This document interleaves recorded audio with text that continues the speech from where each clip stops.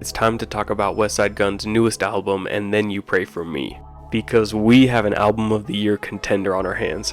And Then You Pray For Me, of course, being the sequel to Westside Gunn's 2020 album, Pray For Paris, which is one of the best albums of the decade. This is a 5-star album. I saw in the interview that Annabelle Klein did with Westside Gunn yesterday that he noted that the inspiration behind this album came from lavish living, 5-star restaurants, 5-star hotels, his clothes, the best drip, everything 5-star. And you can taste that it's palpable on this album. This is a 5-star album. The beats are lush and lavish. Of course, Gunn's delivery is unique and it never gets old. Features are 5-star, Jid, Conway, Benny, Rick Ross, you name it. And the lyricism is so thought out on this album. It just all sounds so polished. The best part of the album for me is the sequencing, and this is where Westside Gunn as an album curator really shows his high level of skill.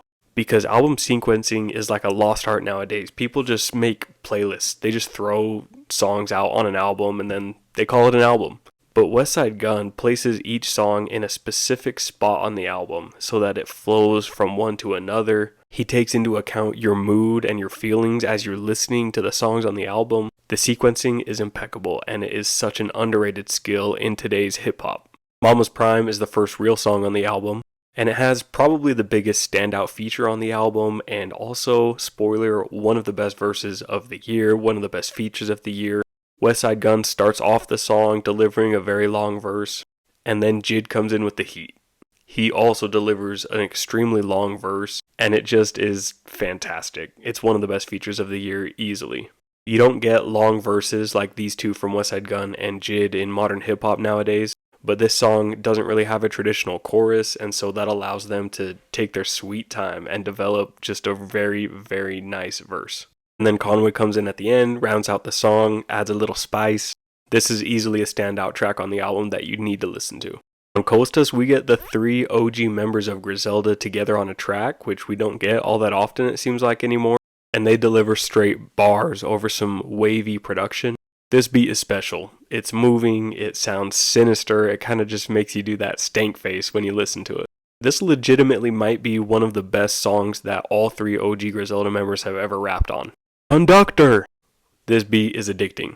This is another huge standout on the album. This might be one of the best Westside Gunn songs ever.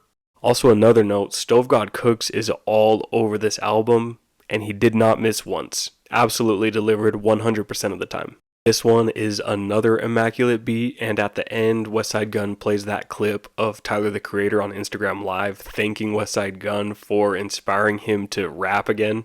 It's kind of cool, but I do wish that we got a Tyler verse on this album, like we did on Pray for Paris. And then the last song that I want to highlight is House of Glory, which was produced by RZA.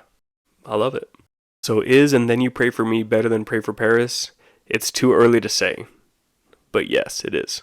As always, you can find my favorite tracks released this week in my New Music Friday playlist. Of course, this features a lot of the Westside Gunn album. I update this playlist every week with my favorite releases, that way you don't miss anything. Please let me know below in the comments, what do you think of Westside Gunn's And Then You Pray For Me? I'm Honeybee Reviews, and don't forget to follow me for more music related content.